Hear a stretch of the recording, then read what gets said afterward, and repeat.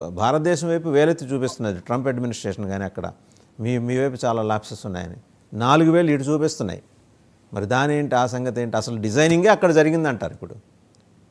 అంటే అమెరికా వాళ్ళ తుపాకులు అమ్ముకోవటానికి 2 దేశాల మధ్య యుద్ధాలు పెడుతుందని అనుకోవచ్చా? అంటే ఇది కామన్ మ్యాన్కి వచ్చే సందేహం సార్. నేను కామన్ మ్యాన్ కూడా కాకపోవటం వల్ల నాకు రాలేదు. వాళ్ళకి వచ్చిన సందేహం మీతో షేర్ చేస్తాను. అది ఒక రెండు బిజినెస్ ట్రేడింగ్ అనేది ఒకటి, అంతర్జాతీయంగా ఉన్న ఇది ఒకటి, 2 సపరేట్గా చూడాలి మనం. కాకపోతే విన్ విన్ సిచ్యువేషన్ అప్పటికప్పుడు అది కోయిన్సిడెన్స్ అవుతూ ఉంటుంది. ఎందుకంటే అక్కడ టాప్ లెవెల్లో ఉండేది ఒకే టాప్ పొలిటీషియన్స్ ఒకళ్ళే కాబట్టి అది కోయిన్సిడెన్స్ అవుతూ ఉంటుంది. ఎందుకంటే 2 వాళ్ళే మాట్లాడుతుంటారు కాబట్టి. ఈ కమింగ్ బ్యాక్ టు వార్ అంటే అది వార్ మరి ఎందుకు ముగించారో తెలియదు. మరి ఏమి మనకి భారతదేశానికి ఏమొచ్చింది మరి అంటే on what the guarantee we got that we stop that war. ఇంకా వార్ ఇంకా కొంచెం అది చేయాల్సింది. ఇంకా జస్ట్ ఇంకొంచెం డ్యామేజ్ ఎక్కువ చేసి ఇప్పుడు ఏంటంటే జస్ట్ ఒక శాంపిల్ లాగా ఇచ్చారు అంతే అది. బట్ సో డెఫినెట్లీ మళ్ళీ ఇంకొకసారి వాళ్ళు రెచ్చిపోతారు. వాళ్ళు రెచ్చిపోయినప్పుడు మళ్ళీ మనం ఇద్దాం అన్నట్టుగా ఆయన మోడీ గారు కొంచెం ఆపినట్టుగా అనిపించింది అక్కడ.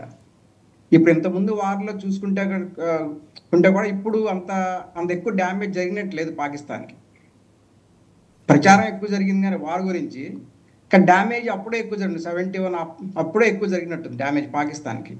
అది నాకు అట్లా అనిపిస్తుంటుంది. అంటే అది వార్ సార్, అది అప్పుడు జరిగింది వార్. ఇప్పుడు ఏంటంటే ప్రతీకార దాడి మాత్రం ఇప్పుడు జరిగింది.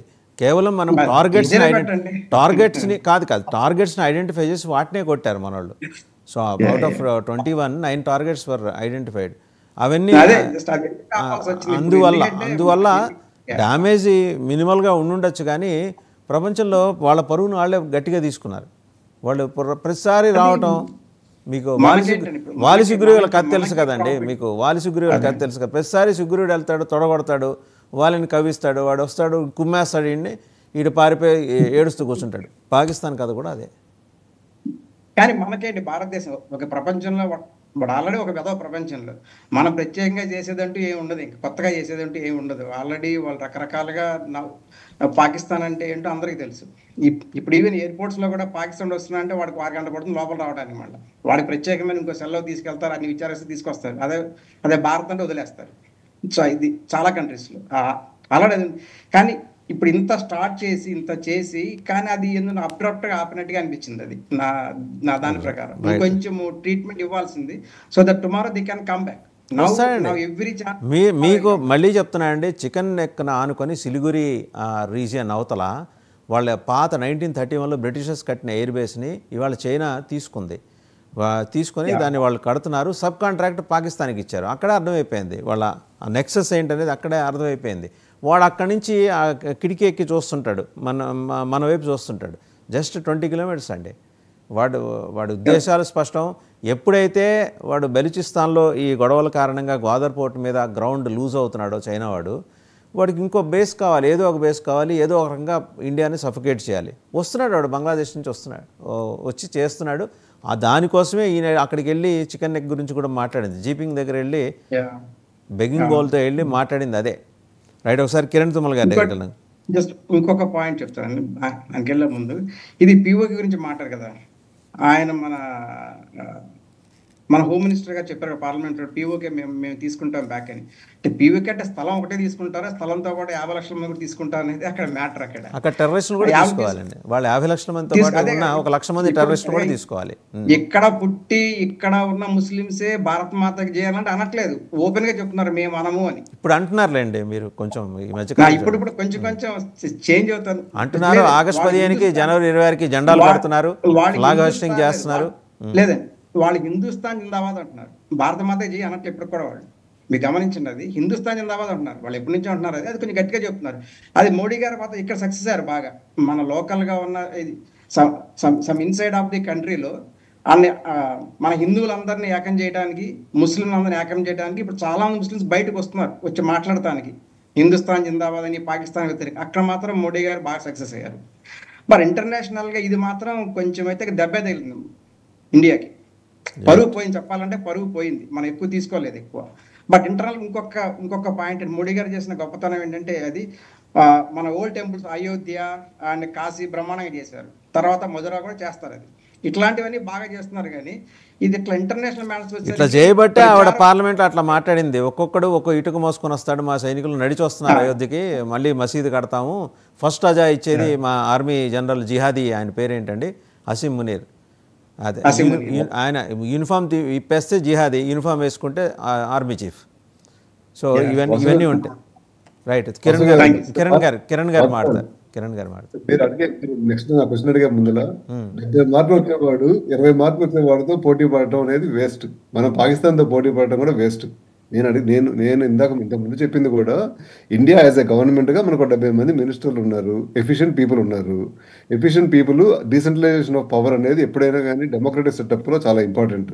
ఇక్కడ ట్రంప్ గారు చేసే ఏదో పని అక్కడ మోడీ గారు చేయకూడదని నేను అనుకుంటున్నాను. ప్రతి మినిస్ట్రీకి, ప్రతి డిపార్ట్మెంట్కి, ఆ డిపార్ట్మెంట్కి డైరెక్టర్స్ ఉంటాయి, ఆ డిపార్ట్మెంట్కి ప్రాసెసెస్ ఉంటాయి, ఆ ప్రాసెస్ ప్రకారంగా డిపార్ట్మెంట్స్ నడవాలి. అన్ఫార్చునేట్గా పోయిన 20 నుంచి 25 ఏళ్ల నుంచి మన ప్రాంతీయ పార్టీలు కానీ, బీజేపీ కానీ, లేకపోతే సెంట్రల్ గవర్నమెంట్లో ఉన్న సోనియా గాంధీ వల్ల కానీ ఈ మినిస్టర్లకి ఒక రకమైన స్వయం ప్రతిపత్తి అనేది లేకుండా పోతుంది. అది నేను పాయింట్ చేస్తున్నాను. I'm not pointing like Rajnath Singh ఎఫిషియెంటా ఇన్ఎఫిషియెంటా అనేది నేను పాయింట్ చేయట్లేదు. ఎఫిషియెంట్ అయితేనే రాజ్నాథ్ సింగ్ మీరు హోమ్ మినిస్టర్ చేసుకున్నారు, మీరు డిఫెన్స్ మినిస్టర్ చేసుకున్నప్పుడు డిఫెన్స్ మినిస్టర్గా రాజ్నాథ్ సింగ్ గారు ఏమేమి మాట్లాడాలి, ఏమేమి మాట్లాడకూడదు అనేది ఆయనకు డైరెక్టివ్స్ ఉంటాయి. ఇప్పుడు దేశం మీదకి వచ్చినప్పుడు పోరాడకూడదని చెప్పి నేను ఎప్పుడు అన్నాను. 100% మనం టార్గెటెడ్గా ఎక్కడెక్కడైతే టెర్రరిస్ట్ క్యాంప్స్ ఉన్నాయో అన్నింటినీ కొట్టేయాల్సిందే. దానికి నేను 100% సపోర్ట్ చేస్తాను. నేను ఎప్పుడైనా సరే సార్, ఇండియా ఇట్లాంటి స్ట్రాటజికల్గా చేసినప్పుడు టూ వేస్లో చేయాలి. ఒక స్ట్రాటజికల్గా అంటే మన నెరేటివ్ని ప్రపంచానికి ఎప్పటికప్పుడు ఎక్స్పోజ్ చేసుకోవాలి. మా నెరేటివ్ ఇది. మేము చేసేది ఏంటంటే, పాకిస్తాన్లో ఉన్న టెర్రరిస్ట్ యాక్టివిటీస్ వల్ల మా దేశంలోకి ఇలాంటి అసాంఘికమైన వాళ్ళు వస్తున్నారు, వాళ్ళని మేము డిస్ట్రాయ్ చేస్తున్నాం. అది 100% రైట్ నెరేటివ్. ఆ నెరేటివ్ వరల్డ్ ప్లాట్ఫామ్ మీద ఎప్పటికప్పుడు పుటప్ చేయాలి. అన్ఫార్చునేట్ పార్ట్ ఏంటంటే, ఇండియా నుంచి ఈ ఐఏఎస్ ఆఫీసర్లు కానీ, మనం తీసుకునే మినిస్టర్లు కానీ ఆ నెరేటివ్ని ఓపెన్గా ఎక్స్పోజ్ చేసి ప్రపంచంలో మన దేశానికి ఒక గౌరవం తెచ్చే దాంట్లో విఫలం అవుతున్నారు. There is a failure, there is a lapse. I'm not saying Modi is a good communicator too. Modi కూడా హిందీలో అయితే బాగా మాట్లాడగలరు, గుజరాతీలో బాగా మాట్లాడగలరు, ఇంగ్లీష్లో మాట్లాడలేరు. అలాంటప్పుడు మన చుట్టూ జైంట్స్ని పెట్టుకుంటే we become a team of Giants. మన చుట్టూ నాకున్న న్యూనతా భావం వల్ల నాకంటే పొట్టోళ్ళు పెట్టుకున్నాను అనుకోండి, నా టీమ్ ఆఫ్ మిడ్జెట్స్ అవుతుంది. We're creating a team of midgets. Let's create a team of giants. అంటే జైంట్స్ అంటే హైట్ వల్ల కాదు, హార్ట్ వల్ల, గుండె గట్టిగా ఉండాలి. అలాంటి వాళ్ళు ఉన్నప్పుడు మనకి ఎఫిషియెంట్ గా ప్రపంచంలో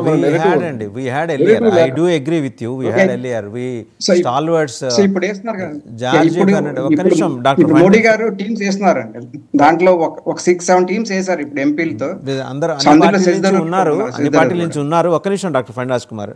మధు దండావతే, మధు లిమయే అండ్ మన పాత గవర్నమెంట్స్ చూస్తే ఇందిరాగాంధీ గవర్నమెంట్స్లో ఉన్నోళ్ళు చాలా efficient people. George Fernandes defence మినిస్టర్గా చాలా ష్యూడ్గా ఉన్నారు. మన దరిద్రం ఏంటంటే, మన ఫస్ట్ ఎడ్యుకేషన్ మినిస్టర్, తర్వాత మన ఫస్ట్ డిఫెన్స్ మినిస్టర్ వల్లే ఈ దరిద్రం ఈరోజు వచ్చింది. మౌలానా అబుల్ కలాం ఆజాద్ అని మసీదుల్లో అజా ఇచ్చి ఆయన తీసుకొచ్చి ఎడ్యుకేషన్ మినిస్టర్ చేశారు. డిఫెన్స్ మినిస్టర్ ఏంటంటే, పొద్దున్న లేస్తే చైనాలో ఎప్పుడు వర్షం పడుతుందా, అయితే ఎండ బాగా కాస్తుందా, గొడుగు పట్టుకుని ఇండియాలో తిరుగుదామని డిఫెన్స్ మినిస్టర్ చేశారు. అక్కడ వచ్చి కొట్టింది మొత్తం.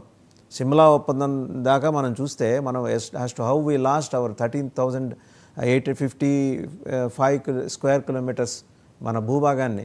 శాస్త్రి గారు పొట్టాయని ఈడేం చేస్తాడులే అనుకున్నారు వాళ్ళు, పాకిస్తాన్ వాళ్ళు. లాహోర్ దాకా వెళ్ళి జెండా పాత వచ్చాడు ఆయన. ఆ రోజు ఇంటర్నేషనల్